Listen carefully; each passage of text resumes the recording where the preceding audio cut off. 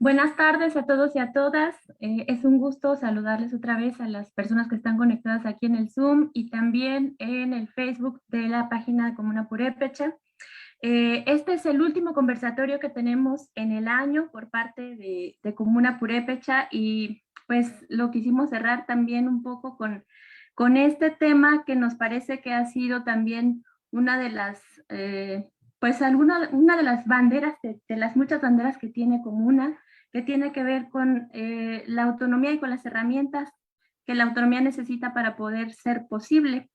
Es lo que nosotros consideramos a grandes rasgos también, y entonces hemos acompañado estos procesos de autonomía con sus diferentes herramientas. Lo que nosotros consideramos también es que el presupuesto directo, justo además de que es un derecho colectivo que está en la Constitución, pues es una herramienta de lucha de resistencia y por supuesto esta herramienta permite de alguna manera que las comunidades, los pueblos originarios puedan tener pues mayor facilidad para acceder a estas cuestiones de autonomía.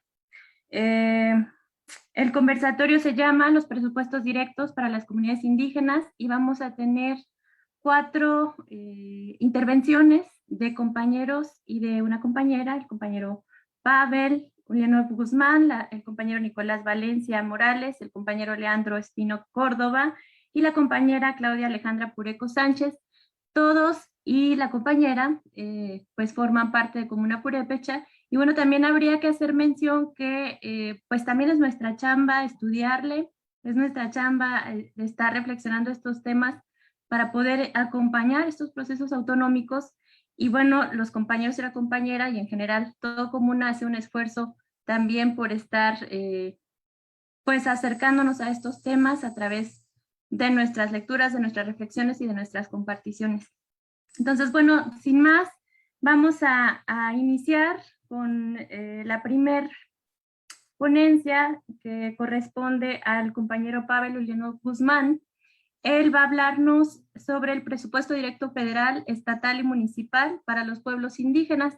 Nada más entonces habría que comentar que tenemos entre 25 minutos, 30 minutos a lo mucho para que puedan hacer su intervención y posteriormente, después de que terminen todas las intervenciones, abriríamos un espacio de preguntas y respuestas, comentarios para si las personas que están acá en el Zoom o las personas que están conectadas desde el Facebook quieren hacer algún comentario o alguna pregunta.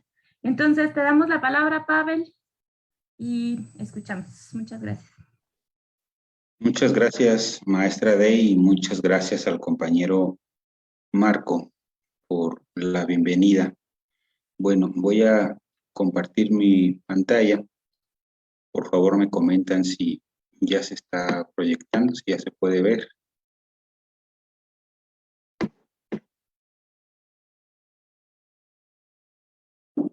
Ya se ve, Pavel. Sí. Bueno, yo primero pues quiero agradecer a los compañeros de Comuna por abrir estos espacios informativos, estos espacios pues de plática, de debate, de análisis. En este caso yo quiero hablar sobre el presupuesto directo federal, estatal y municipal para los pueblos originarios. Pensamos que este es un tema totalmente vigente y actual en las comunidades originarias y por supuesto en las comunidades purépecha. Es un asunto que nosotros consideramos incluso histórico y es un tema que debe de ser abordado de manera general. Últimamente está mucho de boga, pero únicamente lo abordamos de manera particular o solamente nos enfocamos al presupuesto directo municipal y creemos que es necesario abrirlo más, generalizarlo aún más. Bueno, yo voy a en concreto exponerles 4 puntos. Primero, que esto del presupuesto directo es un derecho colectivo. Segundo, que forma parte de la historia de los pueblos originarios. Tercero, que es por supuesto una herramienta una herramienta comunal y como toda herramienta depende de cómo se le utilice o cómo la utilices.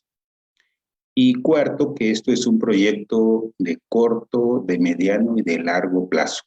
Es un tema que empezó antes de nosotros y que no va a terminar con nosotros, que continuarán las luchas de los pueblos originarios.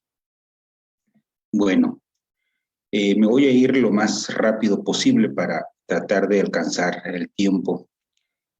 Primero, pues, como otras personas, como otros compañeros, sostenemos que esto del presupuesto directo, por supuesto, es un derecho colectivo. Se encuentra dentro del marco jurídico internacional, nacional y estatal vigente.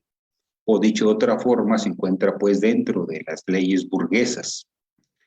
Es un derecho colectivo y por supuesto esto no es radical, compañeros, y tiene que entenderse. Esto es un derecho colectivo, no es algo revolucionario. También hay por lo menos 6 cuerpos jurídicos internacionales, nacionales, estatales, que respaldan este derecho colectivo.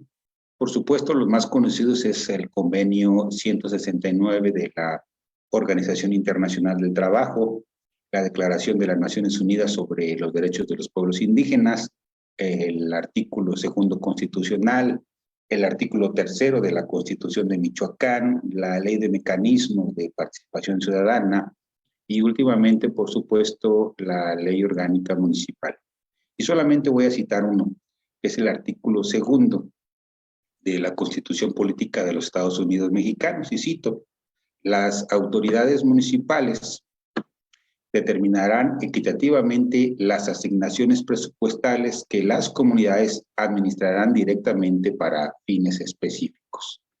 Por eso fue que se le denominó presupuesto directo, porque así viene en la Constitución. Las comunidades administrarán directamente para fines específicos.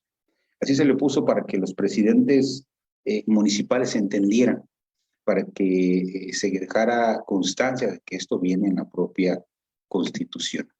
Bueno,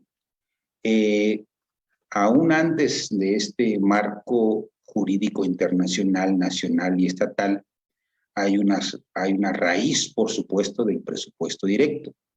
Y esta raíz nosotros la encontramos y sostenemos que está en los acuerdos de San Andrés, firmados entre el Estado mexicano y las comunidades indígenas en 1996, es decir, hace 25 años. Nosotros sostenemos que esta es la raíz del presupuesto directo. Y esto es pues una lucha histórica de muchos pueblos y comunidades. No pertenece a ningún pueblo o a alguna comunidad en particular. No hay pues propiedad privada de la lucha colectiva y esto debe de entenderse muy claro. Y también voy a citar nada más un pequeño párrafo de estos famosos acuerdos de San Andrés. Y cito: las autoridades competentes realizarán la transferencia ordenada y paulatina de recursos para que ellos mismos administren los fondos públicos que se les asignen y para fortalecer la participación indígena en el gobierno, gestión y administración en sus diferentes ámbitos y niveles. Corresponderá a las legislaturas estatales determinar en su caso las funciones y facultades que pudieran transferírsele. Es decir, esta cuestión del presupuesto directo es un sueño y aspiración de muchos pueblos y comunidades desde hace más de 2 décadas.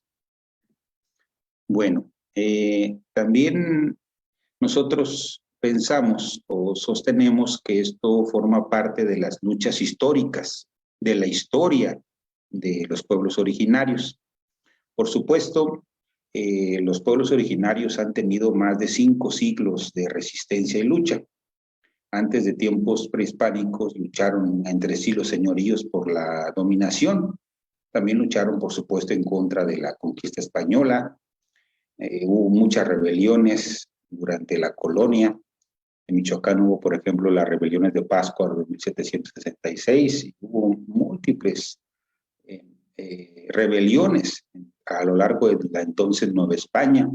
También participaron en la independencia. Recuérdese que el 60% de los combatientes eran de los pueblos originarios, participaron en la revolución y han participado en diferentes luchas en la defensa del territorio, en el reparto agrario, por la tierra comunal, incluso en las luchas por el socialismo. Recuérdese el Partido de los Pobres de Lucio Cabañas o la Asociación Cívica Nacional Revolucionaria de Genaro Vázquez o el Movimiento de Acción Revolucionaria, los purépechas que estuvieron con Amáfer Guzmán. Y últimamente se ha dado por los recursos naturales y por supuesto por los derechos colectivos. Y hay diferentes tácticas militares. Recordar, por ejemplo, muchos pueblos originarios han tenido incluso generales. En Michoacán está el general Casimiro Leco, está el general Juanse de la Cruz de Tarejero, y por supuesto tácticas jurídicas. Desde la segunda mitad del siglo pasado, el llamado abogado de los indios, el compañero Fren Capiz encabezó toda una lucha jurídica. Es mentira que eso sea de moda, esto viene desde hace ya más de 50 años que han utilizado los pueblos originarios las luchas jurídicas. Y por supuesto tácticas revolucionarias, políticas. Muchos compañeros no han dejado instalar las casillas electorales, otros han realizado alianzas coyunturales políticas y por supuesto sociales, toma de carreteras, toma de instalaciones, toma de vías del tren, es decir, constante manifestaciones. Entonces consideramos que esto forma parte de esta historia y de estas luchas históricas de los pueblos originarios y por supuesto sostenemos que esto es una herramienta, como ya lo comentaba la maestra Dey. Esto es una herramienta, compañeros, una herramienta que sirve para diferentes cuestiones. El presupuesto directo se expresa en la conformación de un consejo de gobierno comunal, en la elaboración de un plan de desarrollo comunal y en la formación, conformación o restitución de las rondas comunales. Y esto sirve, por ejemplo, las rondas comunales sirven para resguardar el territorio, para cuidar el bosque, para cuidar, por ejemplo, las entradas y salidas de las comunidades, y también sirve para apuntalar lo que se llama el poder comunal, que no es otra cosa que la toma de decisiones a través de asambleas generales, y que es otra forma de entender la democracia. La democracia no es únicamente votar en casillas electorales. También la democracia tiene que ver con los pueblos originarios, con el consenso y con el disenso, con el poder estar en las asambleas 5 o 6 horas opinando. Ahí es donde se deben de tomar las decisiones, a través de los consensos. Y muchas veces no ganan las propuestas de nosotros o de los compañeros o de otros compañeros, pero tienes que acoplarte a esa dinámica del poder comunal donde es la asamblea la que determina. Y por supuesto también forma parte para resguardar la cosmovisión. Es una herramienta que ayuda mucho para resguardar la historia, la cultura de los pueblos originarios. Es una herramienta de resistencia y de lucha permanente. Y también incluso está presente lo que ahora también está muy de moda, que es la revocación de mandato. Recordemos cómo ahorita está en la presidencia de la República, que dicen que es algo novedoso que se ponga a plebiscito o a consulta la permanencia del presidente. Esto se hace desde hace más de 50 años en las comunidades indígenas. En todos los consejos de gobierno comunales que hay actuales e históricos, ha habido revocación de mandato. La Asamblea General quita y pone jefes de tenencia, comisariados ejidales o comunales y consejos de gobierno comunal. Entonces es pues una herramienta, es una herramienta de resistencia y de lucha y depende de cómo se utilice esta herramienta. Cabe mencionar que la primer constante que vemos es que hay una constante lucha con los ayuntamientos.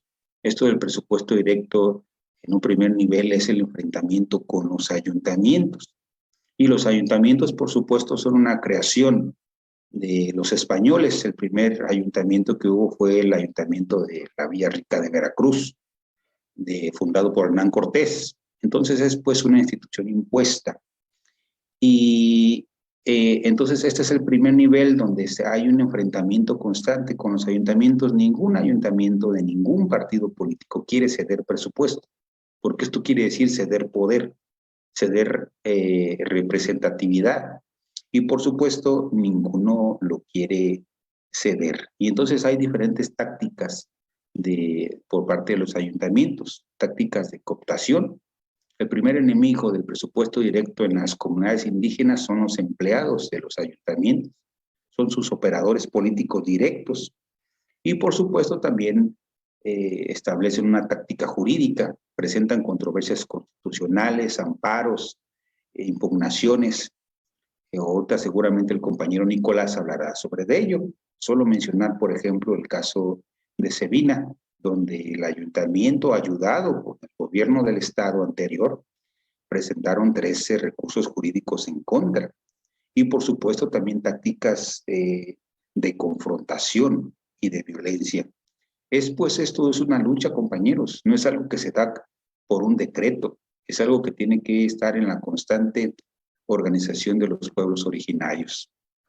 Bueno, entonces, esta cuestión del presupuesto directo, sostenemos nosotros que es regresar a los antepasados, es regresar a la forma en cómo se organizaban nuestros antepasados. Y solamente voy a citar algunos ejemplos.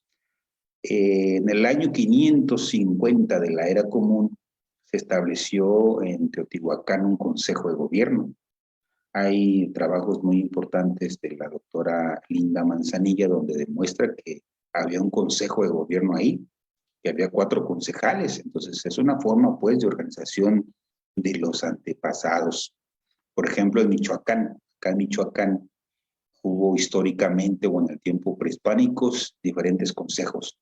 Había un consejo para elegir al Irecha o al Cazonsi, donde se reunían los gobernantes, los sacerdotes, la gente mayor, los capitanes generales, la gente de respeto. Y este consejo es quien elegía al próximo Cazonsi o Irecha.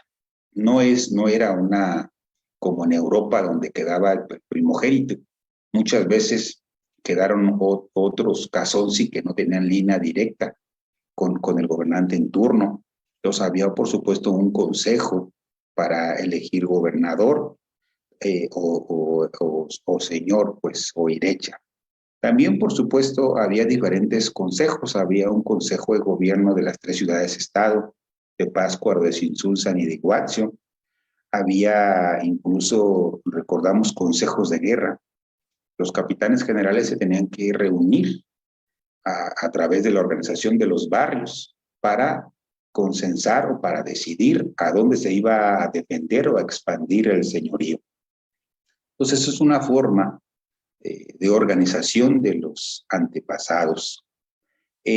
También, por supuesto, en tiempos ya más contemporáneos hay diversos consejos.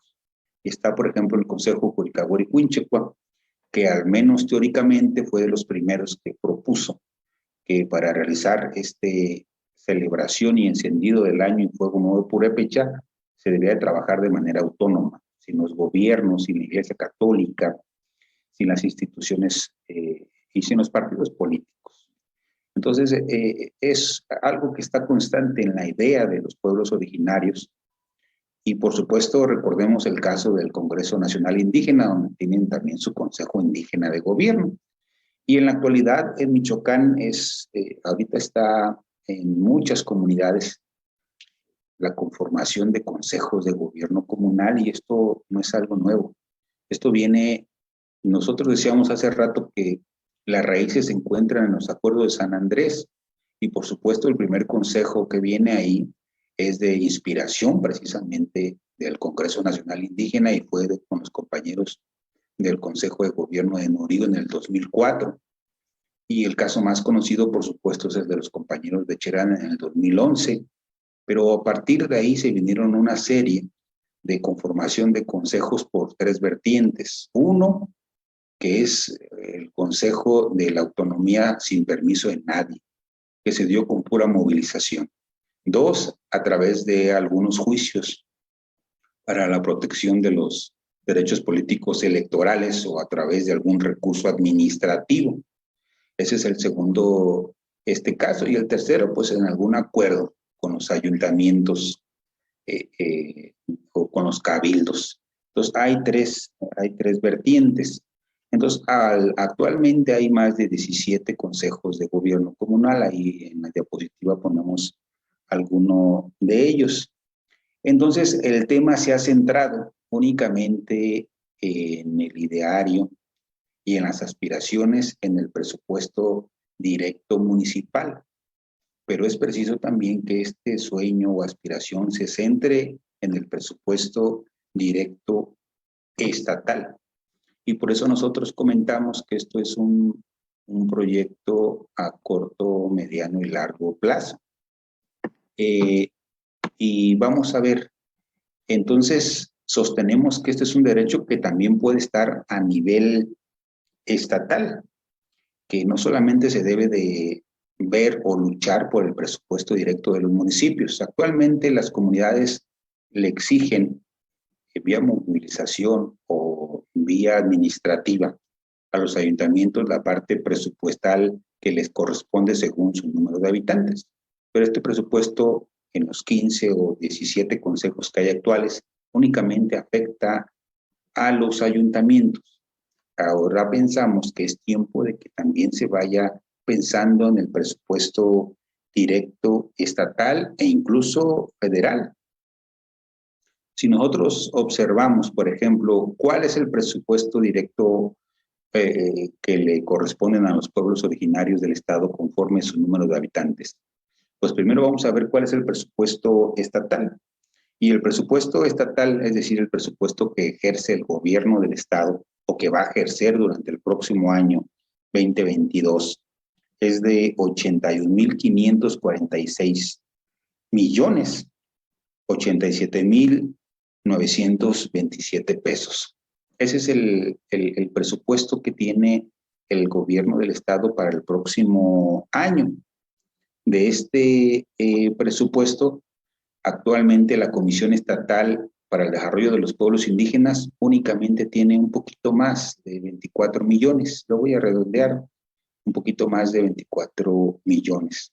Y el máximo histórico que ha alcanzado los pueblos indígenas en Michoacán, llámese Coordinación de Pueblos Indígenas o Secretaría de Pueblos Indígenas o Comisión Estatal para el Desarrollo de los Pueblos Indígenas, el máximo histórico fue durante el 2014, donde alcanzó poco más de 114 millones. Actualmente, el presupuesto para los pueblos indígenas proyectado para el próximo año es exactamente, para el próximo año 2022, es exactamente igual al mismo presupuesto del 2021, es decir, de 24 millones. Para que se den una idea, el zoológico de Morelia, el zoológico Benito Juárez, tiene 45 millones, el doble de presupuesto, casi el doble de presupuesto que tiene la Comisión Estatal para el Desarrollo de los Pueblos Indígenas. En toda la historia de las instituciones que atienden a los pueblos originarios o indígenas de Michoacán, en toda la historia, insistimos, llámese coordinador, Secretaría de Pueblos Indígenas o Comisión Estatal, nunca ha alcanzado el presupuesto ni siquiera el 0.5% del total. Es decir, a través de toda la historia, con independencia del gobierno en turno, asignan un presupuesto miserable, raquítico, insuficiente para la atención de los pueblos originarios. En este tenor, entonces, pues la Comisión Estatal para el Desarrollo de los Pueblos Indígenas, antes Secretaría de los Pueblos Indígenas, antes Comisión o Coordinación, es un elefante blanco. Únicamente sirve para pagar altos salarios, burocracias, insumos, rentas. Por ejemplo, nos dimos cuenta que para el próximo año de estos 24 millones, la Secretaría de Finanzas va a hacer una reducción aún más de 5 millones. Entonces, por supuesto, este dinero no alcanza para nada. Es totalmente, a todas luces, insuficiente por donde se vea. Para que se den otra idea, el Centro de Convenciones de Morelia tiene más presupuesto que los pueblos indígenas. El Centro de Convenciones tiene 26 millones. Entonces, como ven, esto es, por supuesto, insuficiente. Según, ¿cuánto le correspondería a los pueblos indígenas según su número de habitantes?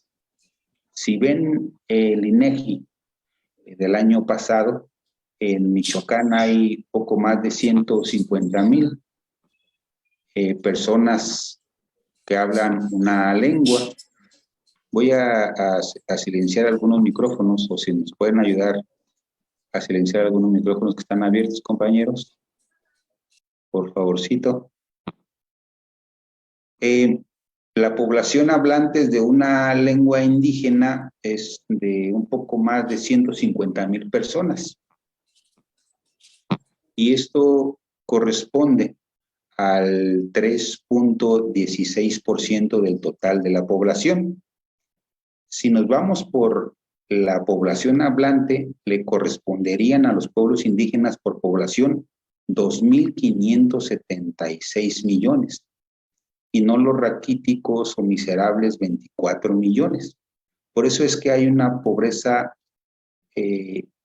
general o una pobreza extrema en las comunidades indígenas, porque ningún gobierno le invierte conforme debe de ser a la ley y conforme su número de habitantes. Y de igual forma, sostenemos que pasa en el gobierno federal, pero ¿cómo el Congreso del Estado, por cierto, sí tiene, o sea, sí hay recursos, pero los invierten en otros lados? Por ejemplo, el Congreso del Estado está aumentando un 22% su presupuesto para el próximo año, con poco más de 1.102 millones. Es decir, el presupuesto se va para otras áreas donde no se requieren o se necesitan tanto. Bueno, entonces es tiempo también de que los pueblos indígenas de Michoacán vayamos pensando que también el presupuesto directo se le debe de exigir al gobierno del Estado, al gobierno de Michoacán, y que es un derecho. Y esto es posible. Por supuesto, para eso se ocupa una correlación de fuerzas donde estén agrupadas más de 100 comunidades. Y esto se puede. En la historia de Michoacán, en la historia de los pueblos originarios de Michoacán, ha habido muchas organizaciones que han logrado conjuntar más de 100 comunidades. Está, por ejemplo, la UCES, que logró consolidar más de 200. Está, por ejemplo, la organización también, por supuesto, de Primo Tapia, el Sindicato de Comunidades Agraristas de Michoacán, que logró conjuntar más de 180. En las rebeliones de Páscoro se juntaron más de 500 comunidades. Es decir, también esto es una constante, se puede y es posible. Es necesario que los pueblos indígenas de Michoacán también exijan, luchan, pidan este presupuesto directo estatal, lo cual, insistimos, esto es un derecho y es conforme al número de habitantes. Bueno, me voy a ir un poquito más rápido. De igual forma está en la cuestión con el presupuesto federal. En un trabajo del compañero Marcos Matías, de quien es esta tabla y esta gráfica que se muestra en la diapositiva, muestra la involución que ha tenido el presupuesto federal. Por ejemplo, ahí podemos ver algunas cuestiones. Si observan del lado izquierdo en la tabla, durante el 2002 es cuando se inicia la transición entre el Instituto Indigenista y se convierte en CDI, que después se convierte en INPI. Ahí el presupuesto más o menos fue, en términos globales, de 1.400 millones. El máximo histórico que han alcanzado los pueblos indígenas de presupuesto a nivel federal fue durante el 2015. Por aquí se puede apreciar. Y en esta fecha fue de 12.129 millones, el máximo que ha alcanzado. Cuando inicia el periodo de AMLO, es decir, en el 2019, hay un decrecimiento del presupuesto para la atención de los pueblos indígenas. Vemos que se reduce de casi 6,000 millones, se va reduciendo a 4,000 y luego a 3,000 y luego sube un poquito más durante el proyectado para el año 2022 a 3,819 millones. Es decir, y luego, aquí hay un problema, o vemos un problema que hay con el presupuesto. Por supuesto, por un lado está lo que llaman el presupuesto que tiene el INPI, que también la mayor parte se va en gasto burocrático.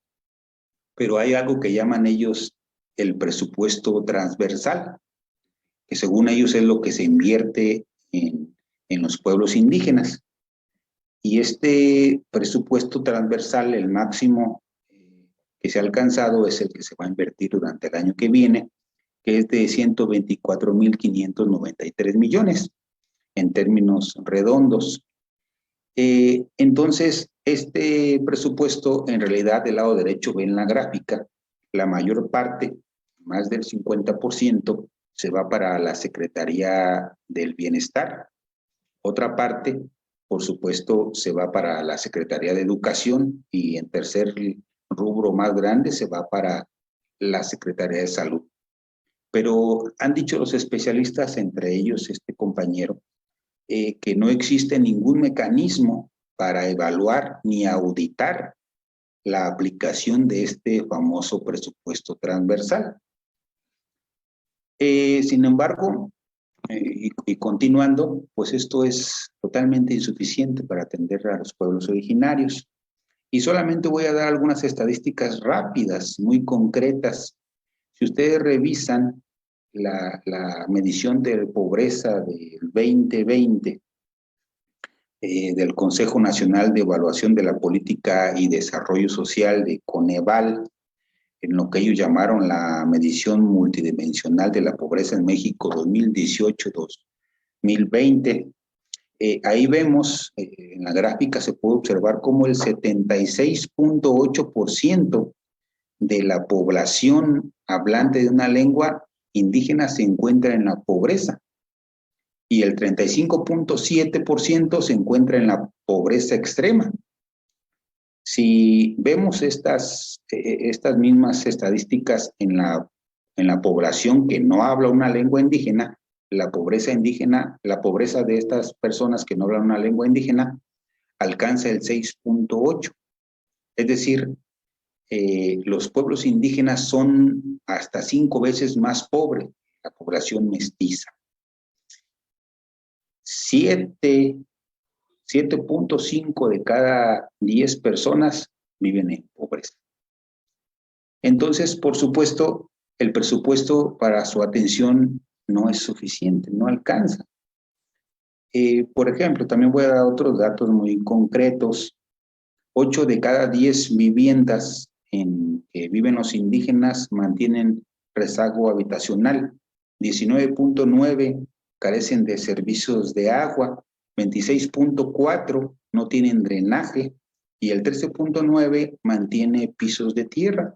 Y estas son las estadísticas oficiales, son las estadísticas del propio INEGI.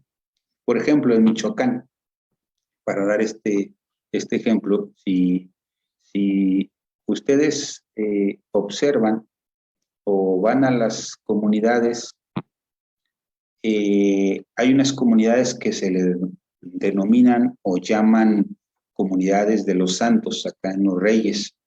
Está la comunidad de Santa Rosa. Esta comunidad de alrededor de 700 habitantes no tienen agua potable, no tienen drenaje, no tienen alumbrado público, no tienen empleo, no tienen bosque. Son de las comunidades más olvidadas y rezagadas por el Estado mexicano. Entonces, muchas veces estas comunidades están invisibilizadas. Bueno, regresando a la cuestión del presupuesto, entonces vemos u observamos que independientemente de que exista un presupuesto para el INPI o un presupuesto transversal, tampoco se asigna el presupuesto conforme al número de habitantes. Y vamos a ver o vamos a desglosar. El presupuesto federal aprobado para el año que viene es de 7.088.250 millones, 300,000 pesos. Y el presupuesto que tiene el INPI en números generales es de 3.819 millones. Y el presupuesto transversal, este famoso presupuesto, tiene 124.593 millones. Si se suma a estas dos, el presupuesto del INPI y el presupuesto transversal, pues son 128.412 millones. Esto es el presupuesto, sea vía INPI o sea transversal, que se va a asignar para la atención de los pueblos indígenas, y tampoco lo están asignando conforme el número de habitantes. Creo que ha faltado que el debate se centre en esta cuestión, que se debe de asignar conforme el número de habitantes. Y si revisan el censo del INEGI también del 2020, hay poco más de 7 millones que hablan una lengua indígena, y esto equivale al 6.2% del total de la población. Es decir, el presupuesto directo que le correspondería a las comunidades según su número de habitantes es de 439.471 millones. Es decir, más del doble de lo que actualmente se le asigna al INPI o al presupuesto transversal. Entonces, en toda la historia del Estado mexicano, ningún gobierno ha asignado lo que le corresponde en base a su número de habitantes, con independencia del partido que ocupe el poder. Y bueno, para ir terminando, para finalizar, nosotros sostenemos que esta cuestión del presupuesto directo pues forma parte de la dignidad, de resistencia y lucha de los pueblos originarios. Y segundo, que depende de las condiciones históricas concretas de cada comunidad. No hay una receta o fórmula que se pueda aplicar a todas ellas. Por ejemplo, los compañeros de Oaxaca, ellos tienen municipios de 1,000 habitantes. Entonces ellos no requieren el presupuesto directo porque ellos ya lo tienen.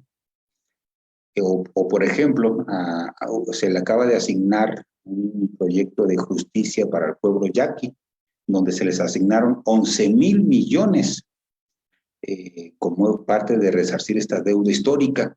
Entonces, por supuesto, los compañeros no están exigiendo esto porque están teniendo mucho más presupuesto. Y bueno, finalmente el sujeto de la historia, nosotros sostenemos que es la Asamblea General. Más allá de los líderes, de los asesores, de los colectivos, de las instituciones o de los gobiernos, es el pueblo a través de la Asamblea General quien puede transformar su realidad y con ello generar historia. Pues con esto terminaría mi participación. Muchas gracias.